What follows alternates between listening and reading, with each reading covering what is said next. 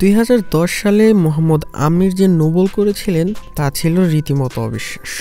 তবে এবার টি10 লিগে এর থেকেও বড় নোবল করে পুরো বিশ্বকে অবাক করে দিলেন মোহাম্মদ বিলাল। টি10 লিগে এদিন মাঠে নেমেছিল মরিসভিলের স্যাম পারমি এবং নিউ ইয়র্ক স্ট্রাইকার্স, যেখানে মরিসভিলের বোলার হিসেবে মাঠে নেমেছিলেন মোহাম্মদ বিলাল।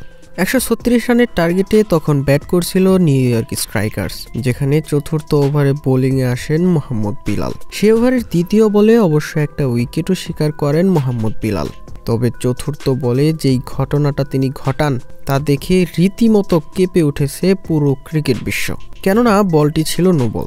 তবে যে সে নোবল হলে হয়তো এতটা শোরগোল তৈরি হতো না। বিশাল এক নোবল করে রীতিমতো সবাইকে অবাক করে দিয়েছেন মোহাম্মদ বিলাল। ক্রিকেট বিশ্ব এখন একটাই আলোচনা টি10 লিগে বিলালের এই নোবল নিয়ে। কেউ বলছেন এটি ইচ্ছাকৃত নোবল, আবার কেউ বলছেন এটি অনিচ্ছাকৃত। তবে যাই হোক, এখন হয়তোবা তদন্ত করা হবে এই ব্যাপারে এবং এটি প্রমাণিত হলে শাস্তির ব্যবস্থাও করা হতে পারে তার বিরুদ্ধে।